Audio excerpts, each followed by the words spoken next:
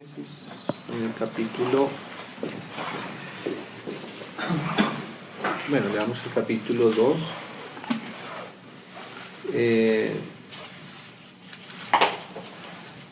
capítulo 2, versículo 9 dice: Y Jehová Dios hizo nacer de la tierra todo árbol delicioso a la vista y bueno para comer, también el árbol de la vida en medio del huerto. El árbol de la vida. Ahora el Génesis 3, el versículo 24. Echó pues fuera al hombre y puso al oriente del huerto del Edén querubines y una espada encendida que se revolvía por todos lados para guardar el camino al árbol de la vida. Ese es el asunto del Génesis. Ahora en Apocalipsis, del principio de la Biblia al final de la Biblia, el primer verso nos habla del objetivo de Dios. El hombre, él puso el árbol de la vida como lo central de toda la creación, incluyendo el mismo hombre. Pero por decisión del hombre, entonces el camino al árbol de la vida fue restringido, ¿sí? Porque el hombre escogió otra cosa distinta a la vida eterna. Exactamente.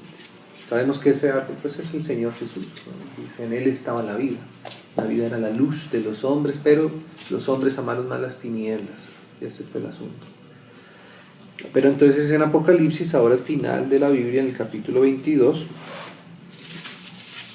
dice así, 22:14. Bienaventurados los que lavan sus ropas. Recuerdo que Adán, cuando pecó, quiso vestirse, ¿no? Con unas vestiduras, y el Señor tuvo que cambiar esas ropas, y esa vestidura mostraba la vergüenza que Adán sintió, ¿no? La Biblia nos enseña que cuando el hombre pecó, dice que sintieron vergüenza, y entonces tuvieron que cubrirse, taparse. Entonces esa vergüenza es por causa del pecado, y esas vestiduras en nosotros hablan de nuestras obras pecaminosas, de nuestra obra de mal, o bien, como dice aquí, si las lavamos. Bienaventurados los que lavan sus ropas para tener derecho al árbol de la vida. O sea que ese derecho que perdimos en el Génesis, ahora aquí el Señor, ya después de haber recorrido toda esta historia del Génesis hasta el Apocalipsis, nos enseña y nos muestra cómo nuevamente podemos tener acceso a esa vida. Y esa vida es lavando nuestras ropas. ¿En qué? En la sangre del Cordero. En otros versos nos muestra aquí en Apocalipsis. Entonces vemos que la única manera que ahora el hombre tiene acceso al árbol de la vida, que es la vida en el Espíritu, la vida del Señor en nuestro interior, es basándonos en su obra, en su sangre, lavando nuestras vestiduras, pero con su sangre preciosa. Esa es la única forma de tener acceso al árbol de la vida, no mediante ninguna otra. Después habíamos leído en Gálatas, ¿no? Porque una cosa es tener acceso al árbol de la vida, que es por medio de lavar nuestras ropas, ¿cierto? Pero habíamos leído en Gálatas, ahí para ir ahora a la partecita de Gálatas, después de Gálatas está Efesios, pero en Gálatas, y en el capítulo,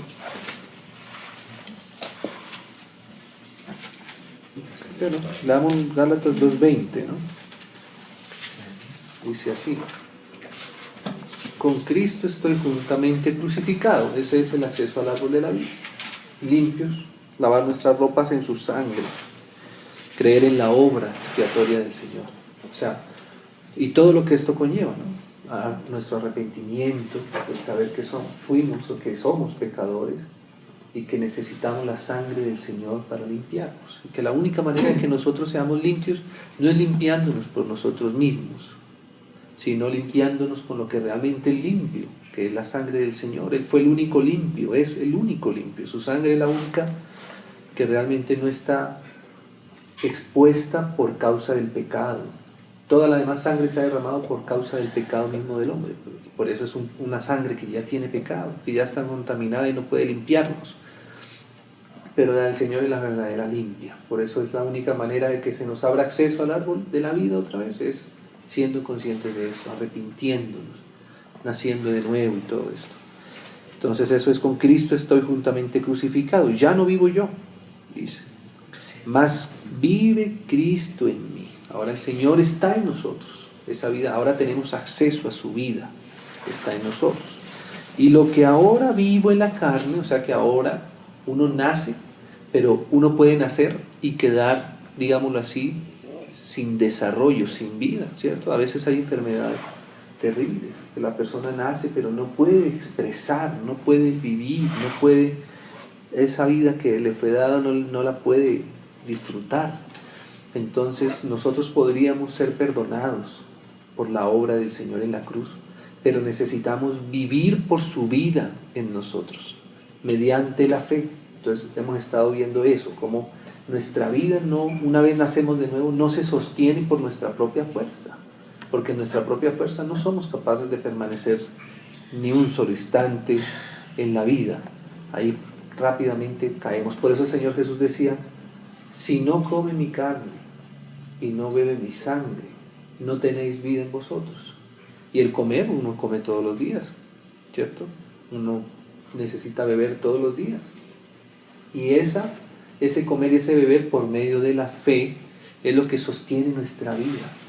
Dice Pablo a los Gálatas que no es posible que, habiendo empezado por el Espíritu, podamos seguir por las obras de la carne o por las obras de la ley, ¿cierto?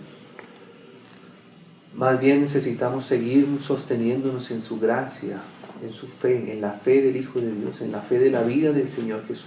Su muerte es para que nosotros tengamos acceso al árbol de la vida, pero su vida es para que nosotros podamos vivir con Él. Como Él vive en nosotros, entonces ahora esa es la vida que nosotros podemos expresar. Dice así: y lo que ahora vivo en la carne, lo vivo en la fe. O sea que nosotros vivimos es por la fe. El justo por la fe vivirá, ¿cierto? Nadie puede vivir por las obras. Vivimos para las obras, pero no por las obras, es distinto, ¿cierto? El Espíritu Santo nos lleva a orar, ¿cierto? Pero las obras no nos llevan al Espíritu. El Espíritu solamente le accedemos por fe, por confianza, por gracia, ¿cierto? Nunca vamos a hacer algo capaz de reemplazar la fuerza del Espíritu. Nunca vamos a hacer algo mejor en nosotros que hacerlo en el Espíritu. Entonces dice así: el cual me amó y se entregó a sí mismo por mí. No desecho la gracia de Dios. O sea que la gracia de Dios podría llegar a desecharse, como pasaba justamente aquí en los Gálatas. Desechaban la gracia, porque no entendían bien la gracia, porque no entendían la capacidad que tenía la gracia.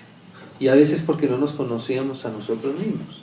A veces pensamos que somos excelentes, ¿cierto? Que somos mejores que otros, que tenemos una justicia en nosotros mismos. Y ahí viene el Señor, ¿cierto?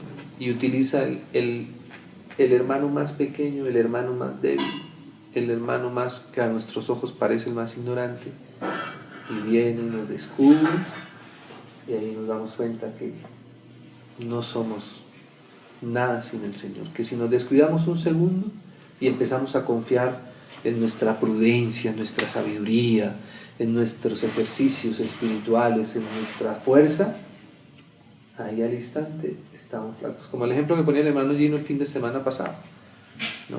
Que si uno coge una piedra, ¿cierto? La ley del pecado es como la ley de la gravedad en nosotros. Entonces si uno coge la piedra y la bota con toda la fuerza que uno pueda arriba, ¿cierto? Con el mejor esfuerzo que podamos hacer, sí, claro, al principio parece que superó la fuerza de la gravedad, pero deje que ande un poco, ¿cierto? Y se va a dar cuenta que otra vez la gravedad, y si no se quita, le cae en la propia cabeza la misma piedra que lanzó, ¿cierto? Así somos nosotros. Entonces, ¿qué necesitamos para que no nos pase eso? Necesitamos que otro nos sostenga, ¿cierto? Algo externo a nosotros La ley de la gravedad nunca va a existir. El Evangelio, el apóstol Juan dice en su carta, si decimos que no tenemos pecado, estamos mintiendo, porque el pecado siempre está en nuestra carne, ¿cierto? Y lo peor que nos puede pasar a nosotros que queremos vivir por el Espíritu es desconocer nuestro pecado, desconocer la capacidad que tenemos nosotros, no para hacer el bien, sino para hacer el mal, que a veces nosotros pensamos que tenemos gran capacidad para hacer el bien, y desconocemos la gran capacidad que tenemos para hacer el mal. Entonces, confiar en nosotros mismos, tanto para lo uno como para lo otro, es salirnos del alimento del árbol de la vida, ¿cierto? Porque en el otro árbol había sabiduría, ciencia, bien y mal. No solamente el mal nos aleja de la vida, hacer el bien por nuestra propia fuerza también nos aleja de la vida. Ahora, la vida va a producir el bien, claro, pero hay que entender, por eso estábamos hablando como esos conceptos de la vida espiritual, esos conceptos de la vida en el espíritu, para ordenar ciertos aspectos y conocerlos, y así conociéndolos, pedirle al Señor que nos ayude. Entonces dice, no desecho la gracia de Dios, ¿no? Pues si por la ley fuese la justicia, entonces por demás murió Cristo.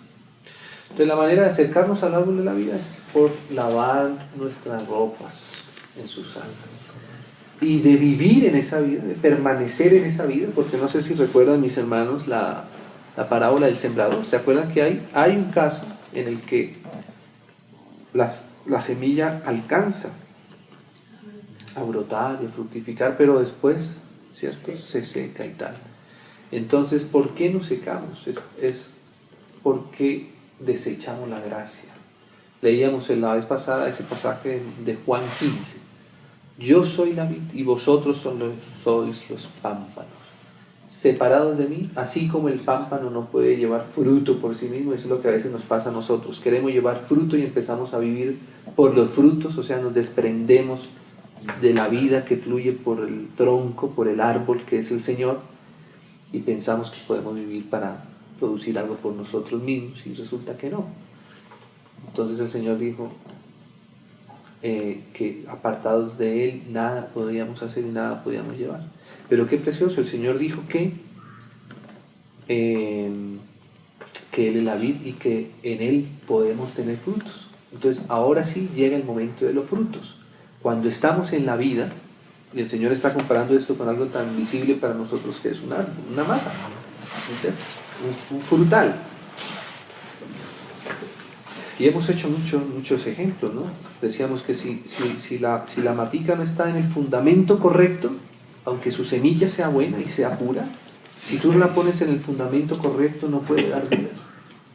Si tú coges un aguacate y lo pones en lugar de poner en una tierra abonada y fértil, lo pones en arena, en la arena no puede nacer la semilla que está. Entonces eso pasa cuando nosotros queremos sembrar nuestra vida con fundamento en otra cosa, en nuestras propias obras o en religión, ¿cierto? Que no podemos. La única forma de cimentarnos es en la sangre del Señor, en su obra, y ahí tenemos acceso a la vida. Ahora, después de que ya hemos estado sembrando, ¿cierto?, también se necesita, para que la matica crezca y produzca frutos, necesita la obra del Espíritu, que es el agua, ¿cierto?, cayendo sobre la tierra, que es su fundamento, y produciendo ahí ese efecto. El Espíritu traspasando lo que es del Señor a nosotros. Esa es la vida en el Espíritu, ¿sí? Si la mata se siembra pero no le cae agua, tampoco va a nacer. Es imposible que crezca. Pero si está constantemente irrigada por la vida, por la frescura del Espíritu, por la gracia, entonces va a empezar a crecer, va a empezar a madurar, ¿cierto?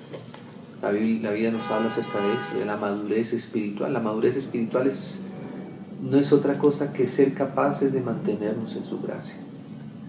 Si somos capaces de eso, y estoy diciendo capaces en el sentido de no descuidarnos, ¿cierto?, de vivir siempre por su vida, entonces vamos a madurar, vamos a crecer, ¿cierto? Y eso va a tener un montón de experiencia para nosotros. Entonces habíamos leído aquí Gálatas 5, en el capítulo 5 y en el versículo 16. Digo pues, dice Pablo, después de haber, digámoslo así, como digo, lo acabo de resumir, después de enseñarnos, de mostrarnos que la manera de mantenernos en Él, 5:15, 5:16, de mantenernos en Él es mediante su gracia, mediante nuestra fe en Él, no fe en nosotros. A veces no nos damos cuenta, la fe la ponemos en nosotros, ¿no? Y no es así. Entonces la fe es en Él. Entonces mira lo que Pablo va a decir acá. Digo pues, andad en el Espíritu. O sea que esa debe ser nuestro andar. Andar constantemente en el Espíritu. Y leímos Romanos también, ¿no? Andad en el Espíritu y no, esa palabra que ya lo hemos dicho varias veces, que aquí dice satisfagáis, es satisfaréis. Andad en el Espíritu y no satisfaréis. Porque la manera de no satisfacer los deseos de la carne, como dice acá, es andar en el Espíritu. No es de otra forma que vamos a dejar de satisfacer nuestra carne. Decíamos que si nosotros nos medimos en fuerza contra nuestra carne nos va a ganar, ¿cierto? Nunca vamos a ganar a nuestra carne. Por eso nuestra función no es enfrentarnos a nuestra carne ni tratar de vencer nuestra carne. Ahí no vamos a vencer. La manera de vencer la carne es estando en el Espíritu. Andad en el Espíritu y no satisfaréis los deseos de la carne, ¿no? Y aquí lo dice, porque el deseo de la carne es contra el Espíritu, sencillamente. En la carne no solamente hay cosas malas, como decíamos, también hay cosas buenas, pero en la carne, ¿sí? Y el del Espíritu es contra la carne. Y estos se oponen entre sí. O sea, nunca vamos a poder hacer algo en la carne y a la vez en el Espíritu. ¿Estamos en la carne o estamos en el Espíritu? No hay más opciones. Nunca la carne y el Espíritu van a conciliar algo. ¿No? Exacto, nunca van a ser amigos, nunca se van a dar la mano, nunca van a decir, bueno, esto lo hicimos en la carne, pero el Señor lo bendijo y lo volvió espiritual, ¿no? Todo lo que es nacido de la carne, dice la Biblia, nunca cambia. Nunca cambia. Por eso tenemos siempre que ir al Espíritu. Aún para orar, dice que el Espíritu es el que intercede por nosotros como conviene. Aún nuestra oración tenemos que confiarla al Espíritu. Señor, guíame tú aún en mi misma oración, para que no me pase lo del fariseo. ¿Se acuerdan ese ejemplo? Que estaban los dos orando. Los dos oraban. Parece que el ejercicio en sí ya por ser oración es espiritual, pero resulta que no. Uno oraba consigo mismo, o sea, oraba en su carne. Y fíjese, la oración de la carne se distingue por eso, porque se notaba era su propio esfuerzo, su propio resultado, su propia capacidad, su propio razonamiento, juzgando al otro, ¿cierto? En cambio el otro, que era por el Espíritu, parecía que era una oración incluso de alguien débil, pero ahí estaba el Espíritu y salió justificado, porque él decía, sé propicio a mí, ¿cierto? Decía, sé propicio a mí, y ahí el Señor puede ser propicio. Entonces dice así, y estos se oponen entre sí para que no hagáis lo que quisierais. Pero si sois guiados por el Espíritu, no estáis bajo la ley. ¿Qué cosa? Si estamos en el Espíritu, no estamos bajo la ley. ¿Qué quiere decir esto? No quiere decir que el Espíritu nos vaya a hacer romper la ley, no, sino que el Espíritu hace que nuestra sombra no la produzca la ley. No estamos bajo, ¿cierto? Estar debajo es alguien que nos en cierta manera nos protege, nos cuida. Y nosotros no estamos viviendo bajo ese cuidado de la ley, no, bajo cuidado de, como dice Pablo, no hagas, no toques, no manejes, haz esto aquí, mandamiento allá, esto no lo hagas, esto, porque hermano, así nadie puede vivir. Porque decíamos incluso que para poder vivir por la ley, ¿cuántos mandamientos tiene la ley? No solamente los que están en el Génesis, en el Pentateuco, no solamente los que están en toda la Biblia, sino todos los demás que el Señor mismo dijo que ni siquiera toda la ley estaba completa en la Torá, ¿cierto? Sería imposible terminar de escribir los mandamientos de Dios, porque los mandamientos de Dios es la expresión de su vida, ¿cierto? Es como nosotros, ¿cierto? Si nosotros hay cosas que hacemos de manera natural, y muchas veces eso nos damos cuenta cuando, por ejemplo, cuando tenemos que convivir con otras personas. Cuando tú empiezas a que la otra persona quiera vivir como tú vives, entonces tú tienes que montar un poco de mandamientos que el otro está imposibilitado para cumplir, porque lo que tú le quieres imponer al otro es lo que para ti es natural. Para el otro es una ley, es una carga, ¿cierto? Todos lavamos la loza de manera distinta, todos barremos de manera distinta, tendemos la cama de manera distinta, ¿cierto? Todos hacemos el orden de manera distinta, todos organizamos de distinto. Y si lo hace cada uno conforme a su dirección, pues es una vida y es una expresión natural, ¿cierto? Pero cuando está el otro, cuando uno tiene que vivir como vive el otro por obedecer al otro, ¿quién lo puede hacer? Nadie. Y tampoco nadie te va a ti a satisfacer en eso. Tú te vas a dar cuenta de ahí, pero no, es que le falta un poquito, hizo esto, bueno, esta vez hizo esto bien, pero la almohada le quedó así, pero el zapato lo dejó así, ¿cierto? No podemos vivir por la ley de otro. La única forma es que en todos exista la misma vida, y así los mandamientos, como dice el Señor, no son gravosos. Si venís a mí, mis mandamientos no son gravosos. Pero si estamos sin el Señor,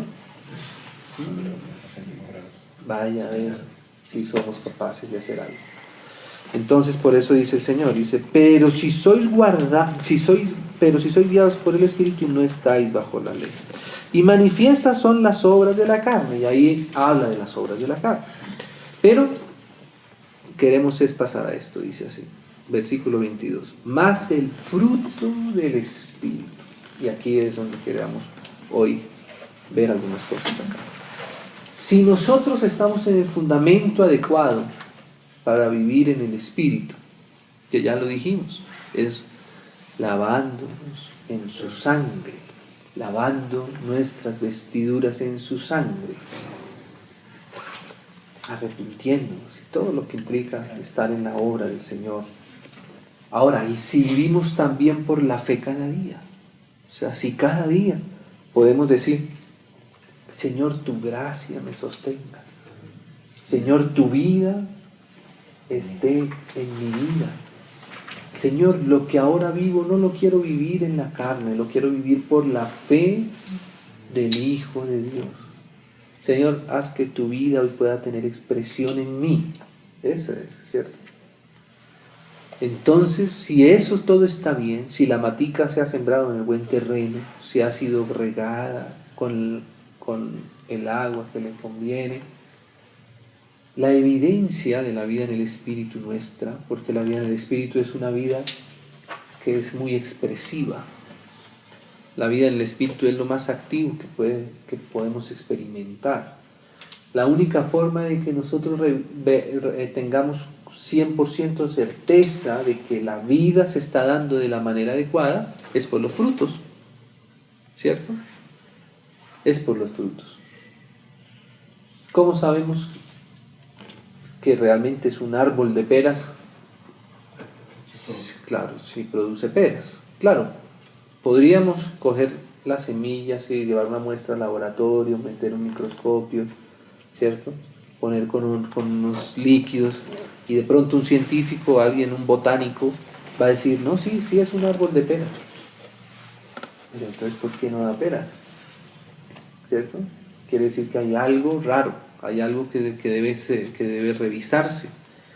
Probablemente lo que decíamos, a veces ¿será que la tierra sobre la que está firmándose no es la adecuada?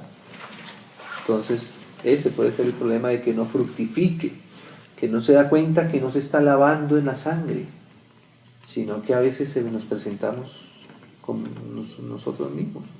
Pensamos que podemos dejar la sangre del Señor del lado. Pensamos que podemos apartarnos de la obra del Señor y ya vivir por nosotros mismos, porque ya somos muy grandes, ya somos muy expertos, somos ancianos, somos maduros. Entonces ahí nos damos cuenta que los frutos se corresponden con toda la vitalidad del árbol, ¿cierto? O puede ser que no estemos viviendo por la fe. O sea, que no nos hace falta experimentar más su fe, la gracia del Señor en nosotros, entender esto. Y hermanos, es curioso, pero eso pasa. Mira, en la Edad Media, por ejemplo, las personas querían tener una vida más espiritual. Entonces, ¿qué hacían? De ahí fue donde nacieron los conventos, los monasterios, ¿sí? La gente se iba a vivir por allá en el monte, porque pensaban que era la manera de vivir espiritualmente, ¿cierto? Y exactamente, haciendo de una manera externa. Entonces se iban, y las personas se latigaban, ¿no? Se daban látigos, ¿cierto? Se sacaban, porque pensaban que el dolor era lo que los hacía espirituales, por ejemplo, ¿cierto? Tratar duro la carne en el sentido del cuerpo, ¿cierto? Pero ¿qué pasa? ¿Cuáles son los frutos? Porque está bien si se hace eso y uno dice, no, claro, no, pero más corrupción. Porque la carne es como un resorte, ¿no? Que cuando tú empiezas a acumular esa energía cinética, empiezas a retenerlo por tu propia fuerza. No veo, no miro, no quiero, pero cuando llega un punto donde ya no se puede sostener, se suelta y nada. Entonces hoy día las personas, no es eso lo que vemos, por ejemplo, las personas piensan que ser espirituales, por ejemplo, tener una vida así de celibato, por decir algo, ¿cierto? Entonces los sacerdotes, no, ¿cómo van a servir a Dios? ¿Cómo van a tener esposa? ¿Cómo van a tener esposo? ¿Tienen que ser monjas o tienen que ser célibes? Y después, ¿de dónde salen tantas violaciones a los niños? Homosexualismo. ¿De dónde? De retener la carne con las propias fuerzas. ¿Por qué si eso es espiritual no produce frutos espirituales? Porque probablemente, y a veces pueden que sean personas que tengan claridad y que necesitan al Señor como su Salvador, pero no tienen claridad de cómo deben vivir, ¿sí? De cómo deben vivir, ¿sí? Entonces los frutos es la evidencia de que todo está bien en nuestra vida. Si no hay frutos del Espíritu en nuestra vida, entonces tenemos que revisar, no el fruto, porque el fruto no lo podemos producir por nosotros mismos, ¿cierto? Si el árbol de pera no da pera o las peras salen pequeñas, ¿cierto? El problema será en la pera. ¿Será que bueno, hoy día le hacen químicos, echan químicos y todo, pues la pera puede crecer a veces hasta de una manera artificial, pero realmente el asunto no está en el fruto. Si no fructifica es porque algo de atrás está con algún inconveniente. ¿Será que falta agua? ¿Será que está en el fundamento que no está? ¿O será que hay maleza? ¿Será que se dejó llenar de cosas? ¿No? Hay que ver que el fruto es la consecuencia de nuestra vida, ¿sí? Y no al contrario, ¿cierto? No que nuestra vida es consecuencia del fruto. ¿Cuál es la diferencia? La diferencia es que cuando uno quiere vivir en el fruto, vivir por el fruto, vivir produciendo en el fruto, o sea, en la producción del fruto, sí, ¿cierto? Es como si perdiéramos la vitalidad que nos entrega la fe y la obra del Señor. Y queremos vivir ahí por la obra, ¿cierto? Entonces nos ocupamos de que salga el fruto, pero para que salga el fruto no debemos preocuparnos del fruto, debemos preocuparnos porque tengamos una vida que sea capaz de llenarnos y traspasar esa vida a los frutos, ¿sí? Esa es la diferencia. Entonces los frutos son la evidencia de que nuestra vida en el Espíritu está bien, ¿cierto? Por sus frutos, dice el Señor, los conoceréis, ¿cierto? Los frutos evidencia, ¿sí? Los frutos no nos hacen vivir, los frutos es el resultado de nuestra vida. Entonces ahí empieza el Señor a hablar los frutos, ¿cierto? Ahora tenemos que conocer bien cuáles son esos frutos. Los frutos es como decir todos esos relojitos y indicadores que están en el avión, ¿cierto? Entonces se han visto la cabina del avión, un montón, cantidad de relojes. Si uno se sube ahí y no conoce esos que indican cada uno no sabe si va bien, si va mal, ¿cierto? Si uno ve que el reloj empezó a subir, de pronto uno se asusta, porque, ay, mire, se empezó a subir mucho. ¿Qué será eso? ¿Qué será lo que me está indicando? No, el que conoce así, no, está bien, es que se debe decir, bien, ese está bien. Pero este que se movió un poquito, ay, eso sí hay que ponerle atención, a eso no se puede dejar bajar. Entonces, así mismo cuando conocemos los frutos del Espíritu, podemos, digámoslo así, tener como una retrospectiva de lo que realmente está pasando en nuestra vida, ¿sí? Espiritual. A veces pensamos que los frutos del Espíritu son cosas que no son frutos del Espíritu, ¿sí? A veces personas piensan fruto del Espíritu de ser capaz de orar, de ayunar 40 días. Entonces si oro una semana, fruto del Espíritu es pequeño. Si oras 15 días, bueno, el fruto más o menos ahí va. Si oras 40, ese es un fruto del Espíritu. No, eso dice la Biblia. No, eso no son frutos, ¿cierto? Entonces podemos tener a veces parámetros equivocados para medir nuestra espiritualidad, si es que podríamos llamarlo así. O a veces confundimos, y lo vamos a ver. De hecho tenía como mi corazón como saber que si veíamos primero los dones del Espíritu o los frutos del Espíritu. Entonces a veces confundimos los dones del Espíritu con los frutos del Espíritu. Uy, mira qué espiritual es, pero qué madurez hay espiritualmente. Pero resulta que los dones del Espíritu son distintos a los frutos. Los frutos es algo que se produce por la expresión de la vida del Señor en nosotros. Los dones no. Los dones están, el Señor nos las da. ¿Sí? Oye, pero ¿es los frutos o es el fruto? No sé. Bueno, pues leamos acá en Gálatas. Entonces, vamos a ver justamente esto. Vamos a ver qué es lo que dice el 22. Más el fruto, y sí, lo que dice Joana, mira que aquí dice, aunque va a mencionar 9, y qué precioso, en el Antiguo Testamento, en el candelero, que es figura de la iglesia, figura nuestra, el candelero era adornado con 9 manzanas, o sea, con 9 frutos. Y cada uno de esos frutos, pues es cada uno de estos frutos del Espíritu. Cuando uno ve en Éxodo, ahí aparecen las 9 manzanas. Y son los 9 frutos del Espíritu, ¿cierto? Ahora fíjate que aquí dice en singular, el fruto del Espíritu como si fuera uno solo. Y es que realmente es así, porque el fruto del Espíritu es la expresión de la vida del Señor en nosotros.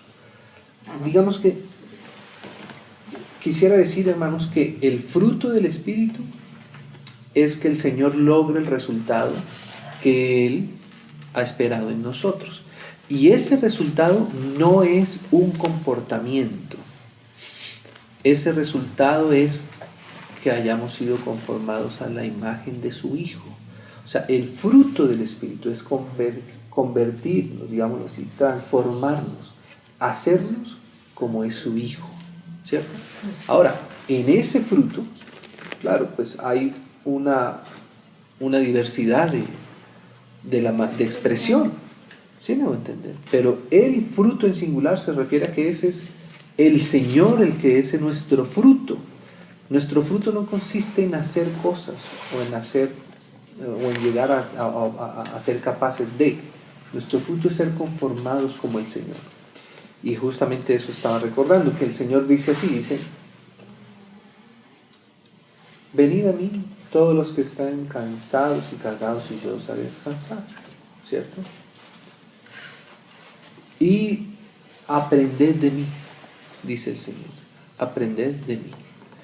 Y ahí uno se da cuenta que hay una diferencia a aprender de la persona a aprender lo que la persona hace. ¿Sí? ¿Sí me voy a entender? Es distinto. El Señor dijo aprender de mí, o sea, de Él mismo, su persona, cómo es Él. Y Él resume lo que tenemos que fundamentalmente marca si nuestro fruto es del Espíritu, es si lo nuestro va siendo transformado a lo de Él. Y Él dijo, aprended de mí que soy. O sea, Él hubiera podido decir, aprended de mí que hago, ¿cierto? No soy. ¿Sí no entendí? Aprended de mí que soy. ¿Y qué es lo que Él es? Manso y humilde de corazón, y hallaréis descanso para vuestras almas. Entonces, el fruto del Señor, el fruto del operar del Espíritu en nosotros, y que es un trabajo que el Señor está haciendo desde el Génesis en nosotros, es que un día ese fruto es su Hijo. De hecho, el Señor muchas veces es tipológicamente comparado con ese fruto. Entonces, el fruto en singular tiene que ver con la persona del Señor, con el Señor mismo formado en nosotros. Y es muy distinto, hermanos, porque a veces uno puede hacer cosas igual que las hace que hace otra persona, ¿cierto? Y parecería que las cosas podrían llegar a ser igual, pero no. Tú te das cuenta que son totalmente diferentes. Por ejemplo, el Señor, Él era, ¿cómo decirlo? Tenía muchas cualidades de lo que Él hacía, ¿no? El Señor, por ejemplo, era recto, ¿cierto? Era justo. El Señor, por ejemplo, dice que tenía autoridad, ¿cierto? Pero esa misma autoridad también la tenían, por ejemplo, los fariseos, los escribas, las personas de la ley, del Sanedrín, ¿sí? Pero en la manera, no estaba el problema en lo que se hacía, sino en lo que era, ¿sí? El Señor juzgaba los pecados de las personas también, ¿sí? Y los fariseos también lo hacían. ¿En qué estaba la diferencia? En quién lo hacía, ¿sí? ¿Quién es el asunto? ¿Quién es el fruto eterno que Dios quiere buscar en nosotros? Ese es el asunto. Entonces, el fruto del Espíritu es, y empieza a describirlo aquí, amor. ¿Cómo sabemos nosotros si estamos siendo guiados por el Espíritu, si estamos andando por el Espíritu, si estamos tomando de la vida del Espíritu? Si se produce esto en nosotros, amor. Si nosotros hacemos las cosas en amor, por amor, ahí esa va a ser una evidencia de que estamos en el Espíritu. Quiero decirlo de esta forma, que si estamos en el Espíritu, nosotros vamos a expresar amor. La motivación nuestra va a ser el amor, ¿sí? Y el amor, y es que además que el amor tiene una cosa, y es que el amor no se puede fingir, ¿no? Entonces, el amor es algo que nos evidencia si estamos en el Espíritu. Tú no puedes amar para vivir en el Espíritu. Eso ni lo intentemos. Es al revés. Nosotros amamos porque vivimos en el Espíritu. ¿Sí me va a entender? Esa es la diferencia entre un fruto, ¿cierto? Y una cosa artificial. El fruto del Espíritu es amor. Dice la Biblia, Dios es amor. ¿Sí? Y empieza por ahí, empieza por lo principal, por el amor. Entonces, ¿sabes? Nosotros decimos, ¿cómo sabemos si estamos alimentándonos y guiándonos por su Espíritu?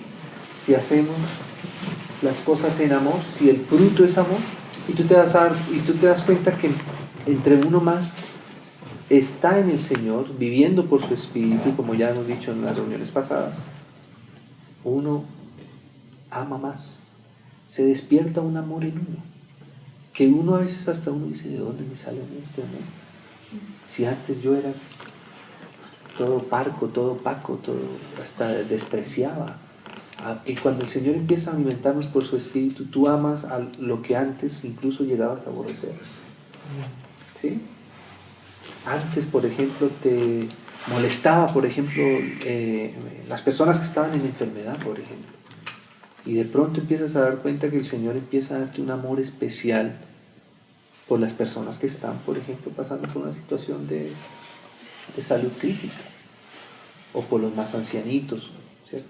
O por los niños, por los bebés, no sé, ¿cierto? Uno empieza a darse cuenta que el Señor empieza a llenar con un amor que yo antes no tenía, pero empieza a aparecer, hasta por las plantas, por la naturaleza, uno empieza a amar y de amar de verdad, a amar con un amor que uno no entiende la magnitud que tiene, amar a los perdidos, amar a las personas. Hay hermanos que, tú los ves y aman realmente a las personas que están en todo ese mundo de las drogas, en la calle, en todo eso. Conozco hermanos que son así, que abrazan a esas personas. Eso no puede ser fingido. Eso no, nadie te lo puede imponer. Ese amor hasta uno abre las puertas a otras personas que antes uno no. Que antes uno era muy celoso, muy orgulloso, muy envidioso porque no había amor. Y cuando el amor empieza a aparecer, eso empieza a expresarse. Ese es el amor que empieza a adquirir por causa de que el Espíritu vive en nosotros. Y entonces, en ese punto los demás se equivocan cuando dices tú que el amor no se busca para llegar al Espíritu. Exactamente, claro. Lo que pasa en la Iglesia Católica. Y que que no, todo es amor, Dios es amor. Ama a todo el mundo. Tienes que amar a los demás para poder estar. Sí, exacto. Ahí. Esa es una inversión del plan de Dios, de lo que no quiere el Señor. No es que tú tengas que amar para acercarte a Dios. No, eso nadie lo puede hacer. Es que tú amas si estás en el Señor. Entonces, ven cómo es ese primer fruto del Espíritu, es amor, ¿cierto? Y uno se da cuenta que ese fruto empieza a aparecer, amor. Hasta con un perrito de la calle empiezan las personas a tener amor, ¿no? Como Betty que recoges.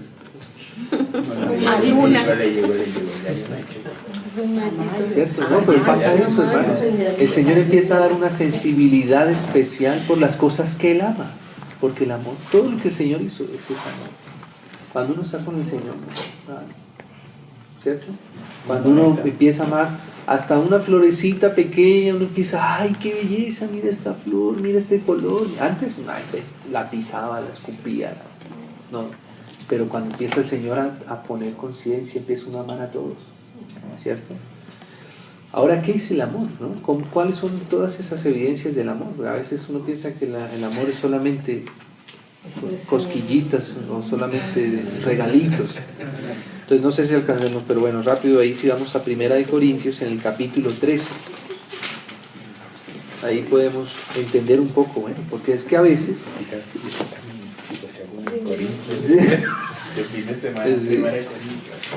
a veces claro, todos estos frutos del Señor, y a veces como somos tan humanos y somos pecadores, no diferenciamos bien una cosa de la otra. Entonces dice el capítulo 13, versículo 1. Si yo hablase en lenguas humanas y angélicas aún, fíjese que hablar en lenguas angelicales es un don del Espíritu, y no tengo amor, o sea que uno puede hacer esto sin amor. Fíjese. Y el amor se percibe. A veces nosotros podemos hablar muchas cosas en una lengua humana y uno se da cuenta, ¿no?, que no está haciendo por amor, sino lo está haciendo por vanagloria, por orgullo o hasta por juicio, ¿cierto? ¿Dime? O por contienda, como dicen Filipenses, que algunos dicen, unos predican a Cristo por contienda. No sé, ¿cómo puede ser eso posible? Pero la Biblia lo dice. Hay personas que queriendo hacer la obra del Señor, pero si uno mira su corazón, no es solamente la obra del Señor lo que busca. Lo que busca es ser mejor que, o estar en contraposición a, o estar libre de. ¿Sí me voy a entender? Que eso no está bien. Entonces por eso a uno le puede pasar esto. Y no tengo amor. Dice, vengo a ser como metal que resuena o címbalo que retiñe. O sea, una cosa ahí que suena así, sí, ajá, claro, sí, ya. Pero el Espíritu además da testimonio y dice, no, esto no es por amor. No tiene que ver con lo que se dice, en este caso que está hablando, ¿no? Si yo hablase, no tiene que ver con lo que se hable. No es que se digan mentiras, es que tú puedes decir la verdad con amor o la verdad sin amor. La verdad como un fruto del Espíritu o la verdad como un fruto de la carne. Y puede ser la misma verdad. ¿O es que acaso el diablo le dijo mentiras al Señor? El diablo no le dijo mentiras. Bueno, sí le dijo mentiras, pero también le decía verdad, y le decía verdad con la Biblia. Ay, la Biblia dice esto. Sí, seguro que sí, pero tu intención es una intención maligna, que no es de amor, porque si fuera de amor sería de Dios. Y eso se percibe, eso es un discernimiento. Entonces dice así, vengo a ser como metal que resuena o címbalo que retiñe. Y si tuviese profecía, mira esto, qué serio, pero uno pensaría decir, uy, ¿cómo va a decir que va a profetizar sin amor? Pero A veces pasa eso. Y si tuviese profecía y entendiese, mira esta otra cosa, y si entendiese todos los misterios, o sea que a veces solo hay entendimiento, pero no hay amor y por lo tanto no hay un fruto del Espíritu. El fruto del Espíritu no es entendimiento. O sea, el Espíritu sí nos va a hacer entender, ¿cierto? Pero el fruto es si hay amor. Y todos los otros que vamos a leer. Entonces dice, si entendiese todos los misterios, qué curioso, hermano, a veces entre más entendemos, a veces estamos entrando en un mayor riesgo. Y el riesgo es justamente este que dice aquí el apóstol, desprendernos del amor. O sea, desprendernos del Espíritu, comenzar a vivir por el entendimiento, desprendiéndonos de su gracia, de su fe, por lo tanto desprendiéndonos de su fruto y de su amor. Entonces dice, y toda ciencia, y si tuviese toda la fe de tal manera que trasladar los montes, y no tengo amor. ¿Sí? Diste una pregunta, pero no sé si hacerla al final. No, dale. Es que me confunde un poco porque como que lo que he entendido es que la vida en el Espíritu es por medio de la fe en Cristo. Así es. Y eso es lo que nos permite estar en el Señor. Y Su eso, gracia, la fe. su fruto es amor. Amén, sí. Pero entonces me confunde un poco este ejemplo y es, ¿cómo es posible poder tener fe? Claro, porque fíjate sin una tener cosa. amor? Sí, lo que decía un momento hace rato y eso. Esa fe tiene que ser una fe nítida en el Señor, en su gracia. ¿Sí? No es una fe, digámoslo así, que busca producir alguna apariencia externa. Yo puedo decir, no, pero si yo tengo fe, sí, pero tienes fe en ti mismo. ¿En quién tienes fe? Si es la fe del Señor, obligatoriamente va a producir amor. Pero qué raro que yo diga fe, como dice aquí, mira que yo tengo tanta fe que puedo trasladar este monte, le digo, quítese de aquí, pásese para acá. Oh, cuánta fe tengo. Por favor, apláudanme. Esa es la fe que yo tengo. Tengo tanta fe de hacer trasladar un monte de un lado al otro. Sí. Pero no tiene ese amor, no es en el Señor, no es un fruto del Espíritu. ¿Cierto?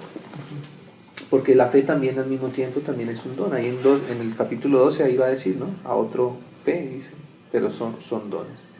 De tal manera que trasladase los montes. Y no tengo amor, nada soy.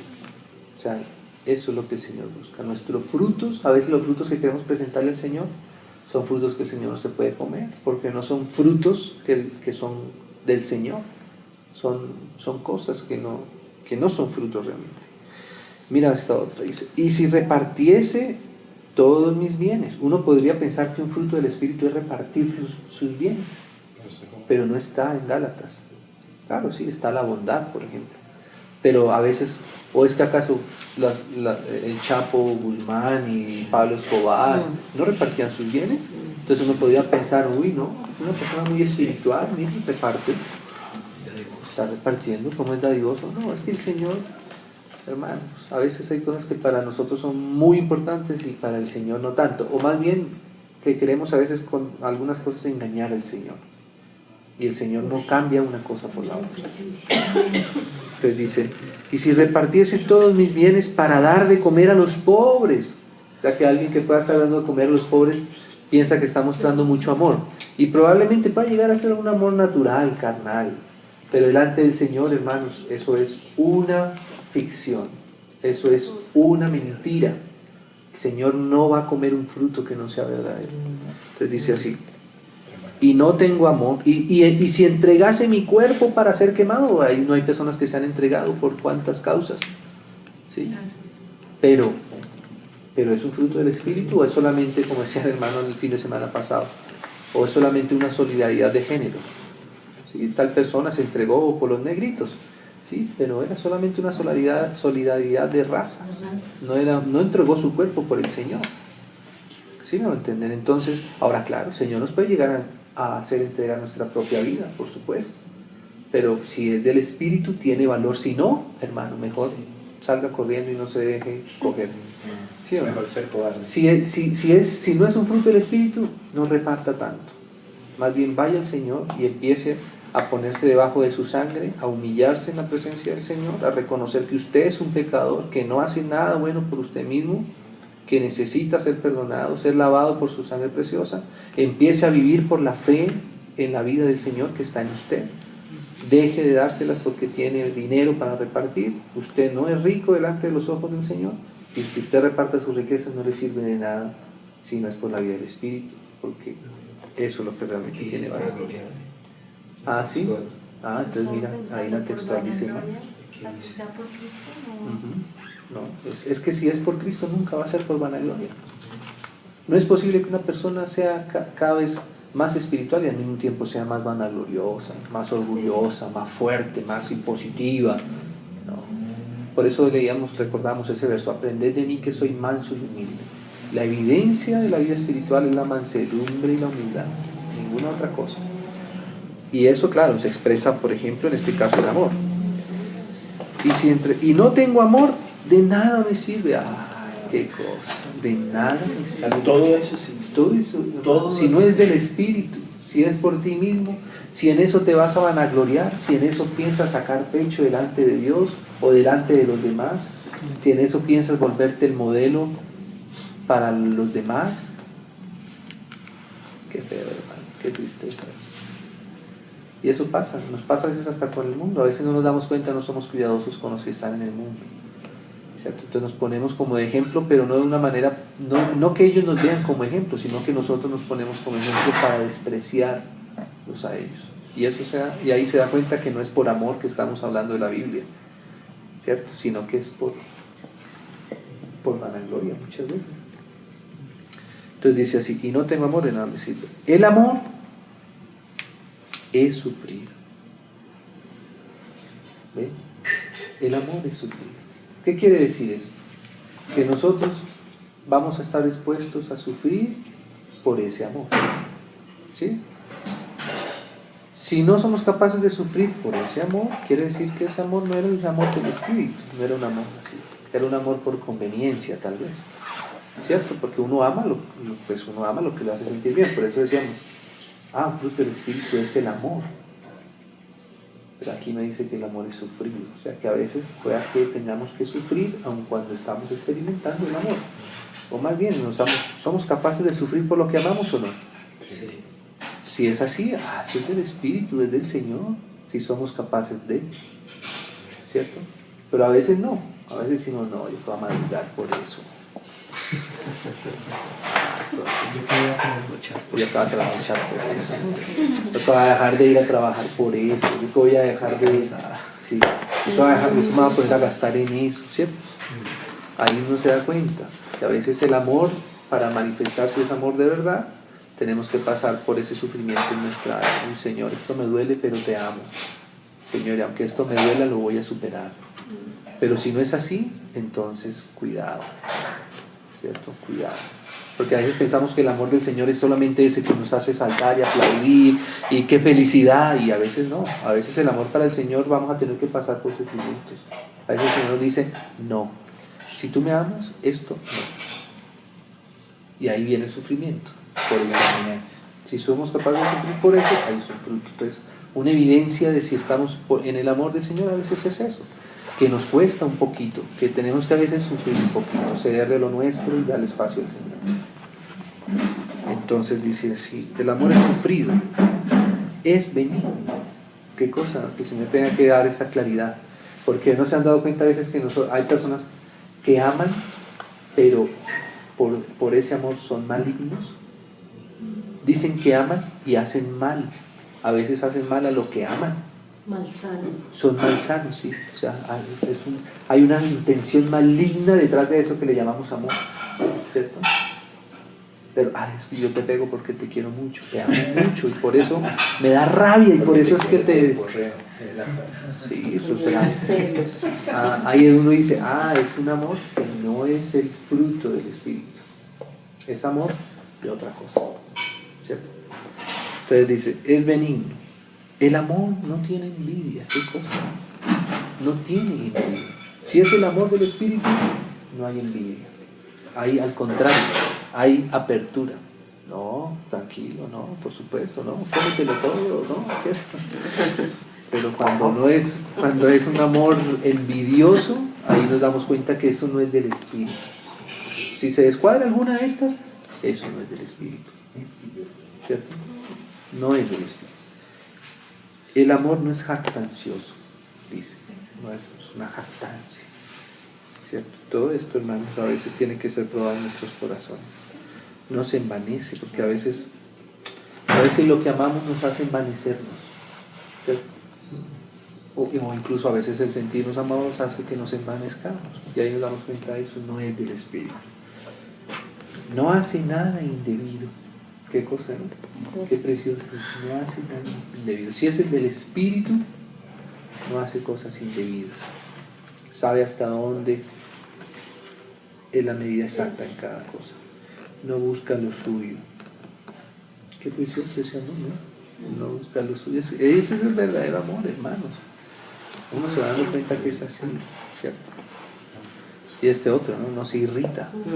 Porque es que, hermanos, siempre el amor, el Espíritu del Señor, ¿cómo ustedes? Cuando, mira, del Señor nos dice, la Biblia nos dice que nosotros no contristemos al Espíritu, ¿cierto? Y eso nos hace ver que el Espíritu tiene una forma de ser, que el Espíritu del Señor tiene una manera de ser. Fíjate que el Espíritu del Señor, por ejemplo, Él puede sufrir, ¿cierto? Pero no se irrita. Y son dos cosas que a veces para nosotros son paralelas. ¿Cómo no me voy a irritar si estoy sufriendo? ¿Cierto? ¿No? En el Espíritu las dos cosas conviven. Podemos sufrir, pero si es el Señor, si estamos sufriendo por el Señor, ese sufrimiento no trae irritación, ¿sí? No hace que nos irritemos. El Señor nos guarda. Y ese es el ambiente en el que el Espíritu Santo puede estar, puede permanecer. El Espíritu Santo es una persona, que estaba recordando ese efecto, ¿no? Dice, no contristéis al Espíritu. O sea, el Espíritu es una persona que se contrista con algunas cosas que nosotros a veces hacemos. Por ejemplo, si hay irritación, si somos irritables o irritantes, el Espíritu Santo no está en ese ambiente, en medio de esa irritación, ¿cierto? En medio de esa contienda, ahí el Espíritu a veces porque no le gusta estar en eso, no está en ese ambiente. El Espíritu del Señor no está en eso. Entonces dice, no guarda rencor. Ese es el fruto del Espíritu. No se goza en la injusticia. ¿Qué cosa? No se goza. Por eso, hermanos, hay que ver que el amor que es imposible que el amor del Espíritu produzca una injusticia al mismo tiempo. No puede ser eso. No puede haber eso. Si es el Espíritu del Señor, no hay injusticia. No hay ni mucho menos gozo de la injusticia. No se goza en la injusticia, más se goza de la verdad. Qué precioso, la verdad. Todo lo sufre, ¿cierto? Pero mira, este me parece tan precioso, esta evidencia del amor del Señor. Todo lo cree. Todo lo espera. ¿Por qué? Porque el amor del Señor es una confianza absoluta, ¿cierto? Y así es el Señor. Pero cuando tú sientes que tienes que retener algo, ¿cierto? Tienes que esconder algo, ¿cierto? Ahí hay algo que hay que superar. El Señor todo lo cree. Ese es el amor del Señor, todo lo cree. El Señor nos cree a nosotros, todo lo espera. Esa es otra señal del amor. El amor tiene que esperar también. Tiene que esperar. Todo lo soporta, ¿no? Tremendo. Lo soporta. Todo no se irrita, pero todo lo soporta. Exactamente. No se irrita y se pero lo todo lo soporta. soporta. Pero todo lo soporta. El amor, dice, nunca deja de ser. Y esa es otra característica de que el amor siempre permanece, siempre está. El amor nunca deja de ser, no quiere que amamos, no, si hace mucho frío, no, ¿cómo te voy a amar con frío? O con hambre. O con hambre. O con hambre, no como O con hambre. No, O sea, no mal. El amor del Señor va estando siempre, nunca deja de ser, siempre está. ¿Cierto? Y qué tremendo, hermanos. Y hay más, porque este es como un resumen que hay acá, pero por ejemplo dice una de las características del amor, por ejemplo, es que dice el Señor, que al que Él ama, lo disciplina. Entonces, a veces el amor implica eso, implica corrección. A veces no entendemos eso. ¿Pero por qué? Es que no me ama, es que está contra mí. No, al contrario, es porque te amo, que te digo esto, aunque para ti sea una corrección, aunque para ti sea una disciplina, aunque para ti sea algo duro, pero porque te amo. Si no te amara, no te lo diría, pero porque te amo, te lo digo. Y tengo que ser capaz de decirlo, ¿cierto? En amor. Y ahí es donde también falla Exactamente. porque dice que el amor nada más es amor, pero sin corregir, sin disciplinar. Sí, claro. Entonces un libertinaje, ¿cierto? No, así no es. Entonces dice, el amor nunca deja de ser, aunque tengamos que disciplinar, ahí estamos con amor, ¿cierto? Aunque tengamos que corregir, por amor. Aunque tengamos que decir, hermano, no, esto no. Aquí esto no se puede. Pero es que es por amor. Es por amor. Y por amor a veces para que no te pase algo peor. Sí. La misma salvación. Sí. Sí, exactamente, dice. Pero las profecías se acabarán, dice. Y es cierto, habrá un momento donde ya no vamos a profetizar más. Y cesarán las lenguas. Ya cuando vamos a estar en el cielo, pues seguramente ya no hay don de lenguas. Ya el don de lenguas porque nuestra carne no discierne lo espiritual. Y a veces el Espíritu tiene que interceder con gemidos indecibles porque no sabemos qué diablo, ni cómo orar por nosotros. Por eso el Señor, gracias al Señor, que nos da la capacidad, la posibilidad de orar en lenguas. Pero ya un día pues ya no va a ser necesario. Y la ciencia también acabará. Un día el Señor también nos hará conocer las cosas ya, ¿no? Porque en parte conocemos y en parte profetizamos hoy día, ¿no? Mas cuando venga lo perfecto, y lo perfecto va a venir, entonces lo que es en parte se acabará, ¿cierto? Cuando yo era niño hablaba como niño, pensaba como niño, juzgaba como niño, mas cuando ya fui hombre dejé lo que era niño. O sea que todo esto es como para nuestra formación en el Señor. Ahora vemos por espejo, como oscuramente, pero entonces veremos cara a cara. Y al Señor le vamos a ver cara a cara. Ahora conozco en parte, pero entonces conoceré como fui conocido. Y ahora en este momento permanecen la fe, la esperanza y el amor. Estos tres, pero el mayor de ellos es el amor. Entonces eso dice, seguid el amor, dice. Entonces, hermanos, ahí está en Gálatas. Bueno, ya no alcanzamos, pues ya por el tiempo no alcanzamos a verlos todos, pensé que lo íbamos a ver todos los 9 frutos, pero no. Sí, ya con el amor es suficiente. Vimos uno. Vamos a ver si, bueno, claro, es que el amor es el primero y es el de más, es como así.